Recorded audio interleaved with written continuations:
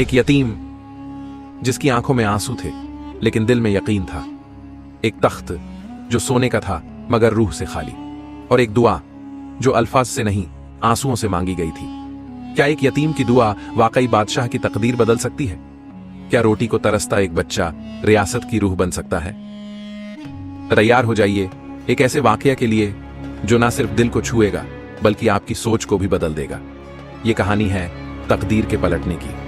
सिर्फ एक सच्चे सजदे की ताकत से। शाम का वक्त था। सूरज अपनी आखिरी किरणें धरती पर बिखेर रहा था। आसमान पर सुरमई रंग की चादर फैलती जा रही थी और हर जानदार अपने ठिकाने की जानिब लौट रहा था। मगर उस उजड़े हुए शहर के एक वीरान कोने में एक मासूम चेहरा था जो ना घर लौट सकता था ना ही किसी का इंतजार कर सकता था। वो एक यतीम मॉम था। नाम था उसका जैनुअल आबिदीन। जैनुअल आबिदीन की उम्र मुश्किल से 10 बरस की होगी। गालों पर धूल का असर, पैरों में चप्पल नहीं, कपड़े जगह जगह से फटे हुए, मगर आंखों में एक ऐसी चमक जो उम्मीद से लबरेज थी। वो चमक जो अक्सर सिर्फ यतीमों की आंखों में होती है, जो दुनिया से नहीं बल्कि रब की रहमतवन से उम्मीद रखती है। जैनुअल के वालिद एक दर्जी थे। गुर्बत थी मगर इज्जत थी। मगर एक रोज शहर में वबा फैली। ताउन की ऐसी लहर चली कि देखते ही देखते सैकड़ों लोग मौत की आगोश में चले गए। जैनुअल के वालिद और वालिदा भी उस वबा का शिकार हो गए और जैनुअल जो कभी मां की ममता और बाप की मोहब्बत के साए में पला था, अचानक तन्हा हो गया। शुरू शुरू में कुछ पड़ोसियों ने खाना दिया, किसी ने पुराना कपड़ा दे दिया, किसी ने छत का वादा किया, मगर जैसे जैसे वक्त गुजरा सब अपने अपने कामों में मशगूल हो गए और जैनुअल उस गली के एक कोने में बैठा अक्सर फलक की जानिब देखता और बुदबुदाता, या अल्लाह तेरा ही सहारा है। उस रोज की बात है। 4 दिन से पेट में अन्न का एक दाना नहीं गया था। ना कोई काम ना कोई मदद। वो शहर के बाजार की तरफ निकल पड़ा, इस उम्मीद में कि शायद किसी होटल वाले को उस पर रहम आ जाए। बाजार की गलियां चमक रही थीं, तिजारत जोरों पर थी, दुकानें रोशनियों से भरपूर, लोग हंसते बोलते खरीदारी करते। मगर इस चहल पहल में एक जैनुअल था जो सिर्फ देख सकता था, किसी से कुछ कह नहीं सकता था। वो एक होटल के बाहर खड़ा हुआ जहां सीख कबाब की खुशबू हवाओं में बसी थी। पेट की आंधियां बगावत करने लगीं, मगर वकार और हया अब भी बाकी थी। हाथ फैलाना उसने सीखा नहीं था। अचानक शोर बरपा हुआ। लोग इधर उधर भागने लगे। सिपाही लाइन बनाकर रास्ता साफ करने लगे। कुछ ही लम्हों में एक शाही जुलूस गुजरा। घोड़े, हाथी, सोने से जड़े तख्त पर बैठा वो शख्स जिसके सर पर जड़े हुए ताज की चमक सूरज की किरणों को मात दे रही थी, यही था उस मुल्क का बादशाह सुल्तान फिरोज। जैनुअल उस ताज को देखता रह गया। उसके दिल में ना कोई हसद थी ना कोई जलन, बस एक मासूम सी तलब जागी। या रब, ये बादशाह है, ताज पहनता है, सब कुछ है इसके पास, और मेरे पास तो एक रोटी भी नहीं। उसने आंखें बंद की, हाथ आसमान की तरफ उठाए और कहा, या रब्बुल आलमीन, तू ही है जो सब कुछ देने वाला है। अगर तुझे मेरी भूख मंजूर है तो सब्र अता फरमा, मगर अगर तू चाहता है कि मेरा भी कोई सहारा बने तो इस बादशाह के दिल में मेरे लिए रहम डाल दे, या फिर कुछ ऐसा कर कि मेरी हालत बदल जाए और इस बादशाह को एहसास हो कि हकीकी बादशाहत तेरी है, न कि किसी इंसान की। दुआ के बाद जैनुअल उठा और फिर एक पुराने मस्जिद की सीढ़ियों पर जा बैठा। वहां बैठे हुए वो सो गया, खाली पेट, मगर दिल में सुकून लिए। उसे नहीं पता था कि उस रात उसकी दुआ ने आसमान को हिला दिया था। फरिश्तों ने कहा, या रब, इस मासूम यतीम की आवाज में ऐसा दर्द है कि कलम तकदीर कांप उठी है। क्या तू इसकी सुनवाई करेगा? रब्बुल इज्जत ने फरमाया, मैं अपने बंदों की आवाज सुनता हूं, मगर यतीम की आह में जो असर है वो किसी और में नहीं। जल्द ही इस बच्चे की हालत बदलेगी और उस ताज वाले को समझ आएगा कि असल ताज तो मेरे नाम का है। अगले दिन सुबह जब जैनुअल जागा तो उसके पास एक बूढ़ा फकीर आया। उसने कहा, रात बच्चे, कल तेरी दुआ से आसमान लरज गया था। तेरा दिल साफ है, तेरी जुबान में असर है। अल्लाह तुझे कभी तन्हा नहीं छोड़ेगा, बस सब्र कर और अपने दिल को मैला ना कर। जैनुअल ने आंखें नम कर लीं। उसे नहीं पता था कि यह मुलाकात उसकी जिंदगी का मोड़ साबित होगी। बादशाह सुल्तान फिरोज की सुबह उस रोज कुछ अजीब अंदाज में शुरू हुई। ताज पहनने से पहले जब उसने आईना देखा तो उसकी आंखों के नीचे गहरे स्याह हल्के थे। चेहरा मुरझाया हुआ और जिस्म में एक अजीब सी सुस्ती। दरबार में हाजिरी के दौरान उसकी नजरें बोझिल होती गईं और अचानक उसे चक्कर आया। सब सिपाही और वुज़रा फौरन आगे बढ़े। शाही तबीब बुलाया गया। नब्ज देखी गई, जिस्म का दर्जा ए हरारत मापा गया। दवाइयां दी गईं, मगर कोई फर्क नहीं पड़ा। अगले दिन हालत और बिगड़ी। उसके जिस्म में अजीब किस्म की जलन और बेचैनी थी। उसे नींद नहीं आती थी, पेट खाना नहीं कबूल करता था और दिन ब दिन उसका चेहरा मुरझाता जा रहा था। महल में शाही तबीबों और हकीमों की लाइन लग गई। हर कोई अपने अपने नुस्खे लाया। किसी ने यूनानी दवा दी, किसी ने इत्र और गुलाब से इलाज करने की कोशिश की, किसी ने जफरान और केसर की कीमती दवा दी, मगर कुछ असर न हुआ। बादशाह गुस्से में आ गया। उसने चीख कर कहा, यह कैसी बादशाहत है कि मैं खुद ही अपने जिस्म में कैद हो गया हूं। कोई मुझे नहीं बता सकता कि मुझे हुआ क्या है। वजीर आजम ने सर झुकाकर कहा, हुजूर, मुमकिन है कि यह किसी बद्दुआ या रूहानी असर का नतीजा हो। बादशाह ने गुस्से से कहा, तुम सब जाहिलों की बातें मत करो, मुझे हकीकत चाहिए, इलाज चाहिए। मगर हकीकत यह थी कि अब तक किसी को बादशाह की बीमारी की वजह समझ नहीं आई थी। तीसरे रोज जब बादशाह का चेहरा जर्द पड़ चुका था और उसके होंठों पर सफेदी आ गई थी, तभी महल के बाहर एक बुजुर्ग औरत को आई।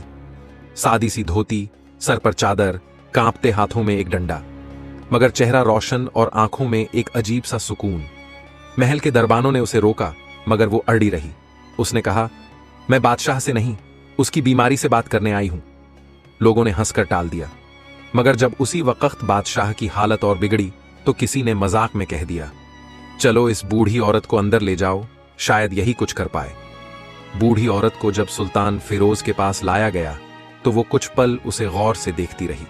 फिर उसने एक ठंडी सांस भरी और कहा, बादशाह सलामत, तेरी बीमारी का इलाज दवाओं में नहीं है। बादशाह ने हैरानी से पूछा, फिर किस में है? बूढ़ी औरत ने आंखें बंद की और जवाब दिया, एक यतीम की भूखी दुआ ने आसमान को हिला दिया है, और जब यतीम की आह आसमान तक पहुंचती है तो जमीन के बादशाह भी बेबस हो जाते हैं। बादशाह की पेशानी पर बल पड़ गया। क्या कह रही हो तू? एक यतीम, मैं, बीमार, उसकी दुआ से? हां, बूढ़ी औरत ने कहा, तूने उस मासूम की हालत नहीं देखी, मगर रब ने देखी। वो यतीम भूखा था, थका था, मगर उम्मीद से भरा हुआ। उसने रब से तेरे लिए दुआ नहीं मगर इंसाफ की फरियाद की थी। रब ने तुझसे उसका हिसाब मांगा है। बादशाह कुछ देर खामोश रहा। दरबार में सन्नाटा छा गया। वो बादशाह जो ताज और तख्त का मालिक था, उस वक्त एक बूढ़ी औरत के लफ्जों के सामने लाचार लग रहा था।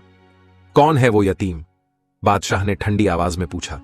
मैं नहीं जानती उसका नाम, मगर इतना जानती हूं कि वो उस पुरानी मस्जिद की सीढ़ियों पर सोता है, गली के कोने में बैठा आसमान को देखता है, और जब दुआ करता है तो फरिश्ते भी झुक जाते हैं। बादशाह ने फौरन हुक्म दिया, शहर के हर कोने में ढूंढो उस यतीम को। सिपाही निकलें, वजीर तलाश करें, हाकिम सवाल करें, मुझे वो बच्चा चाहिए, अभी। इसी वक्त सारा महल हरकत में आ गया। सैकड़ों सिपाही निकल पड़े। हर गली, हर कूचा, हर मस्जिद की सीढ़ी, हर छत, सब जगह एक बच्चे की तलाश होने लगी। इधर जैनुल आबिदीन उसी पुरानी मस्जिद की सीढ़ियों पर बैठा था। नजरों में वही सुकून, वही भूख, वही फटी कमीज, मगर चेहरे पर शिकायत नहीं। उसी वक्त दो सिपाही वहां पहुंचे।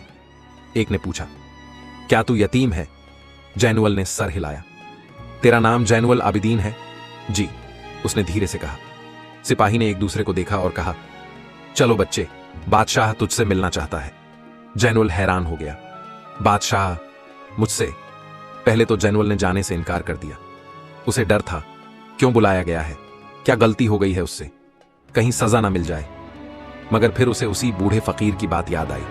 तू अकेला नहीं है, रब तेरे साथ है। उसने गहरी सांस ली और कहा, अगर अल्लाह की मर्जी है तो चलो। मासूम यतीम जैनुल आबिदीन अब दो शाही सिपाहियों के साथ महल की तरफ रवाना था। उसके कदम कांप रहे थे, मगर आंखों में कोई खौफ नहीं था। रास्ते में शहर की गलियां उस बच्चे को देखकर हैरत से भर गईं। लोग सोचने लगे, ये वही यतीम है जो कल तक फटे पुराने कपड़ों में भीड़ से बचकर चलता था। आज शाही सिपाही उसे लेकर जा रहे हैं।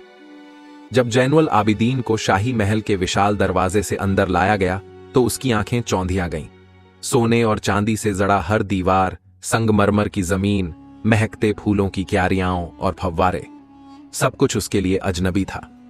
मगर इस तामझाम के बीच वो सिर्फ एक चीज के बारे में सोच रहा था, मुझे बादशाह ने क्यों बुलाया है। उसे एक बड़े कमरे में लाया गया जहां पर्दे के पीछे से सर्द सांसों की आवाजें आ रही थीं। फिर एक सिपाही ने ऐलान किया, यतीम जैनुल आबिदीन हुजूर बादशाह सलामत की खिदमत में हाजिर है। पर्दा उठा। सामने शाही पलंग पर लेटा हुआ बादशाह फैरोज नजर आया। उसका चेहरा जर्द, आंखें बुझी हुई और जिस्म कमजोरी से कांप रहा था। उसने मुश्किल से सर उठाया और जैनुल को देखने लगा। कुछ लम्हों की खामोशी के बाद बादशाह ने धीमी आवाज में पूछा, क्या तू वही बच्चा है जो उस रात मस्जिद की सीढ़ियों पर बैठकर आसमान की तरफ देख रहा था? जैनुल ने सर झुकाकर कहा, जी हुजूर। तूने दुआ की थी? जी, हर रोज करता हूं। क्या मांगा था उस रोज? जैनुल कुछ पल खामोश रहा, फिर उसकी आवाज कांपते हुए निकली, मैंने अल्लाह से रोटी नहीं मांगी, ताज नहीं मांगा। मैंने बस ये कहा, या रब, जो ताज पहनता है वो कभी भूखा ना सोए, मगर अगर वो तेरा शुक्र अदा नहीं करता तो उससे ताज ले ले और किसी भूखे को हक दे दे। बादशाह की आंखों में आंसू आ गए। वो लफ्ज जो जैनुल ने उस रोज भूख से बेहाल होकर कहे थे, आज बादशाह के जिस्म में आग की तरह फैल रहे थे। बादशाह ने कांपती हुई आवाज में कहा, मैं नहीं जानता था कि एक यतीम की दुआ इतनी बुलंद हो सकती है। मैं समझता था कि मेरी ताकत मेरी तलवार है, मेरी फौज है, मेरा ताज है, मगर आज मैं जानता हूं हकीकी ताकत सिर्फ अल्लाह की है। वो पल महल की तारीख में सबसे पुरअसर था। शाही वुज़रा, हाकिम और सिपाही उस छोटे से बच्चे को देख रहे थे जो एक बादशाह के सामने खड़ा था, न डर में न गुरूर में, सिर्फ सादगी और सच्चाई के साथ। बादशाह ने पूछा, तू इतना कैसे जानता है? तुझे किसने सिखाया? जैनुल ने मुस्कुराकर कहा, हुजूर, मैंने अपनी मां से सुना था, जब किसी को कोई नहीं समझता तब अल्लाह उसे ज्यादा समझता है, और जब कोई तेरा नहीं होता तब अल्लाह ही तेरा सबसे बड़ा सहारा होता है। बादशाह की आंखों से बहते आंसू अब उसके चेहरे की लकीरों को भिगो रहे थे। क्या तू मुझे माफ करेगा? बादशाह ने पूछा। जैनुल कुछ देर सोचता रहा, फिर बोला, माफी देने वाला तो सिर्फ अल्लाह है, मगर अगर आपने अपने दिल से तौबा की है तो अल्लाह जरूर माफ करेगा। इसी लम्हे बादशाह की हालत में थोड़ा सा सुकून महसूस हुआ। वो पहली बार 4 दिन में उठकर बैठा। वुज़रा हैरान रह गए। तबीब ने उसकी नब्ज देखी, वो तेज हो रही थी, जैसे जान वापस आ रही हो।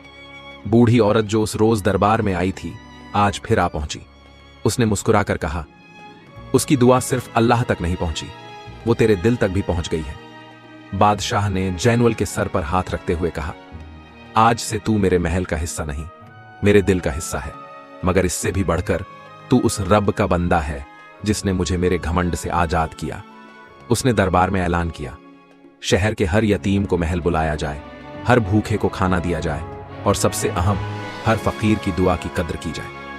जैनुल ने आखिर में सिर्फ एक बात कही, हुजूर, अगर आप सच में बदलना चाहते हैं तो सिर्फ महल का दरवाजा नहीं, अपना दिल भी खोल दीजिए। बादशाह ने दरबार में ऐलान किया, शहर के हर यतीम को महल बुलाया जाए, हर भूखे को खाना दिया जाए, और सबसे अहम, हर फकीर की दुआ की कद्र की जाए। इस ऐलान के बाद महल के दरवाजे आम लोगों के लिए खोल दिए गए। वो महल जो कल तक अमीरों, वुज़रा और शाही लोगों के लिए महदूद था, आज वहां यतीम बच्चों, गरीब और भूखों की आवाजाही शुरू हो गई थी। हर कोने में इंसानियत की एक नई खुशबू महसूस हो रही थी। बादशाह फैरोज ने एक नई मिसाल कायम की। वो खुद हर हफ्ते 2 बार महल के आंगन में आम लोगों की फरियाद सुनता। जैनुल आबिदीन उसके साथ बैठता और अपने मासूम मगर दिल को छू लेने वाले अल्फाजों में लोगों की बातें समझाता। लोग कहते थे, इस बच्चे की जबान में असर है, इसकी आंखों में अल्लाह का नूर झलकता है। एक बार एक बूढ़ा फकीर आया जिसकी जमीन अमीर जमींदार ने छीन ली थी। पहले किसी ने उसकी नहीं सुनी थी, मगर अब वो जैनुल की अदालत में पेश हुआ। जैनुल ने बादशाह के सामने वो मसला ऐसे पेश किया कि उस जमींदार को खुद शर्म से सर झुकाना पड़ा। बादशाह ने फकीर को उसकी जमीन वापस दिलवाई और जमींदार से जुर्माना वसूल कर उसे शहर के लंगर में लगाया। उस रोज हर तरफ सिर्फ एक ही नाम गूंज रहा था, यतीम की दुआ से निकली इंसाफ की रोशनी। कुछ ही हफ्तों में शहर का नक्शा बदल गया। मस्जिदें आबाद हो गईं, बाजारों में इंसाफ लौट आया और लोगों के दिलों में नरमी आ गई। जो लोग पहले तक अपने घरों के दरवाजे बंद रखते थे, अब वो भूखों और यतीमों को दावत देने लगे।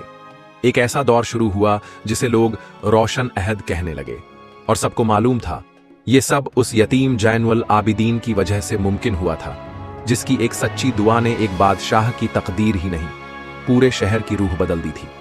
बादशाह अब हर रोज फज्र की नमाज मस्जिद में अदा करता। वो अपने तख्त को अब अल्लाह की अमानत समझता था। उसे जब भी वक़्त मिलता वो जैनुल के साथ बैठकर कुरान की तिलावत करता और अपने गुनाहों की तौबा करता। एक रोज उसने जैनुल से पूछा, तुम्हारे दिल में कभी मुझसे नफरत नहीं आई? जैनुल ने कहा, नफरत तो अपने दिल में जलन छोड़ जाती है और भूखे दिलों में जलन की जगह अल्लाह का जिक्र होना चाहिए। बादशाह की आंखें नम हो गईं। उसने उस यतीम को गले से लगा लिया जैसे एक बाप अपने बेटे को सीने से लगाता है। बादशाह ने शहर में नए मदरसे खुलवाए जहां गरीब और यतीम बच्चों को मुफ्त तालीम दी जाती थी। हर मदरसे का नाम नूर ए दुआ रखा गया ताकि लोगों को हमेशा याद रहे कि एक दुआ ने कैसे अंधेरों में रोशनी भर दी थी।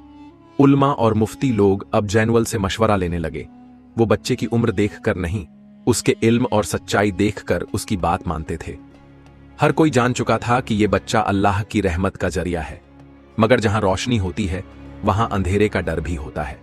कुछ पुराने वुज़रा और दरबारी जो बादशाह के नजदीकियों में थे अब खुद को हाशिए पर महसूस करने लगे। उन्हें लगता था अगर ये यतीम इसी तरह बादशाह के दिल में जगह बनाए रहा तो एक दिन वो हमें दरबार से बाहर कर देगा। उन्होंने धीरे धीरे जहर फैलाना शुरू किया। कहते, हुजूर, एक बच्चा कैसे पूरे मुल्क की सियासत समझ सकता है? क्या आपने देखा नहीं कि वो यतीम आपको अपने रंग में रंगता जा रहा है? एक रात एक गुमनाम चिट्ठी बादशाह के तकिए के नीचे मिली। जो बच्चा आपको रोशनी दे रहा है, क्या आपने कभी सोचा कि कहीं वो आपको अंधेरे की तरफ तो नहीं ले जा रहा? बादशाह कुछ पल के लिए चौंका, मगर फिर उसकी आंखों के सामने जैनुअल का वो चेहरा आ गया, मासूम, पाक और रोशन।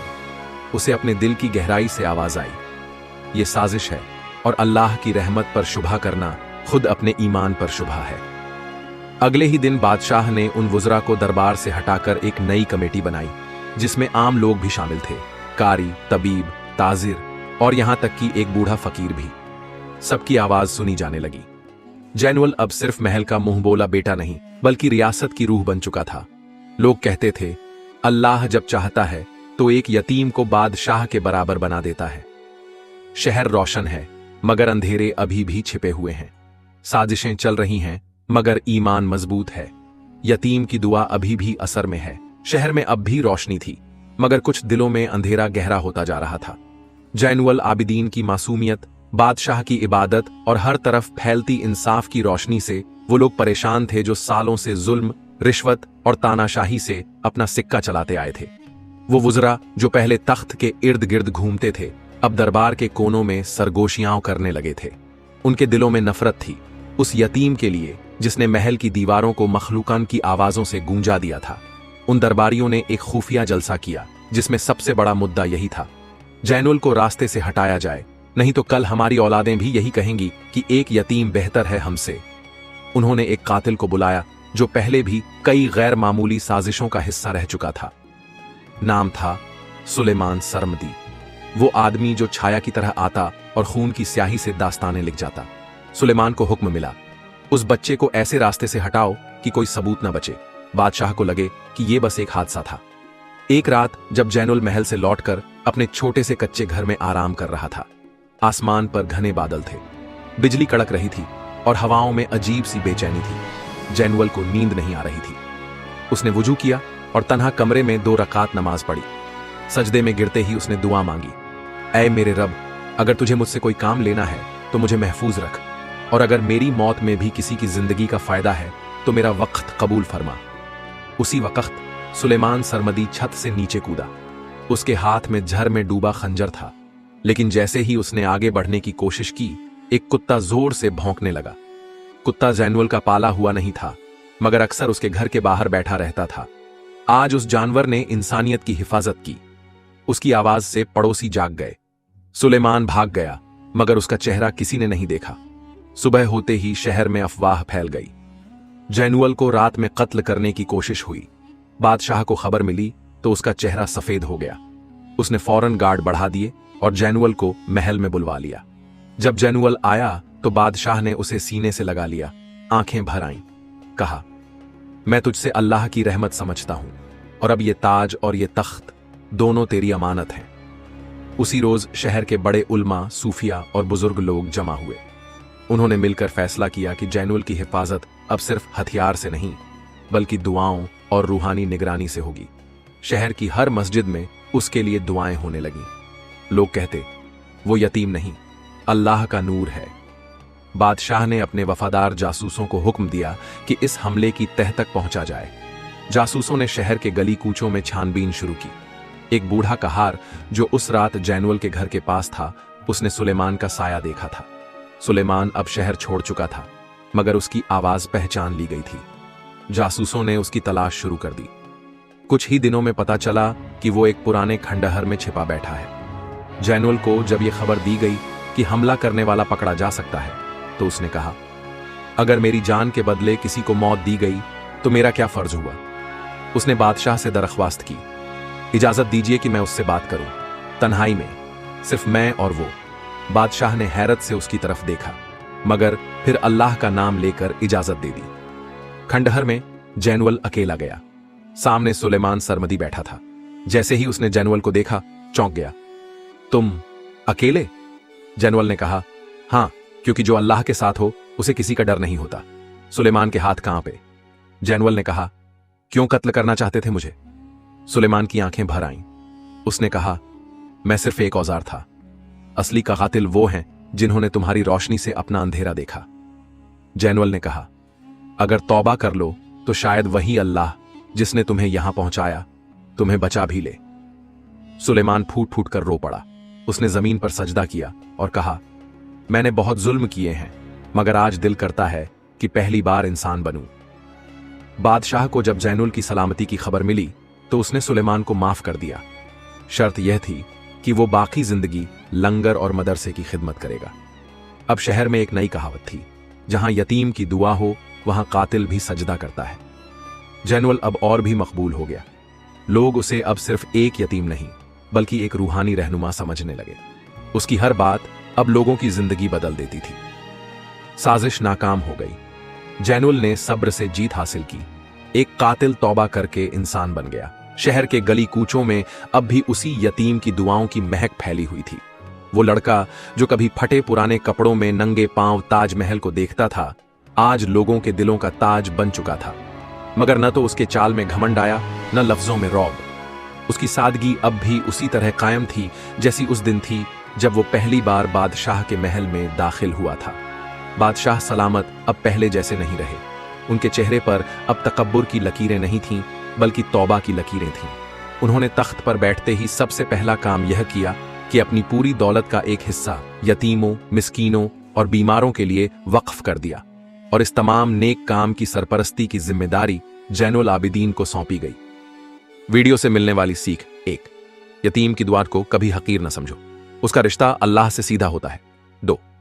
तख्त और ताज अकायद की असल हकीकत अल्लाह की रहमत और इंसाफ है, न कि शोहरत या दौलत। 3. माफ करना किसी को इंसान से फरिश्ता बना सकता है। 4. सब्रौन हर मुसीबत का जवाब है। जब अल्लाह पर भरोसा हो तो डर कैसा। 5.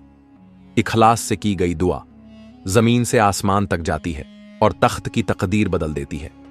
या रब, अगर कभी हमें तख्त दे तो इंसाफ की ताकत भी दे, अगर हमें दौलत दे तो उसमें तवाजुन भी दे, और अगर हमें किसी यतीम की आंख से आंसू पोंछने का मौका दे तो हमें अपने सबसे करीबी बना ले।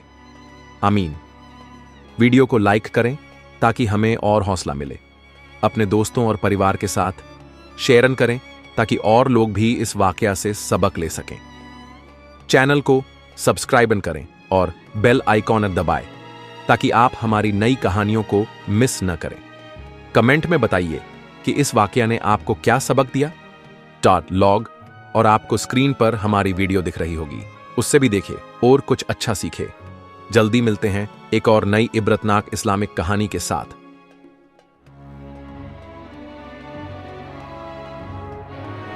अल्लाह हाफिज।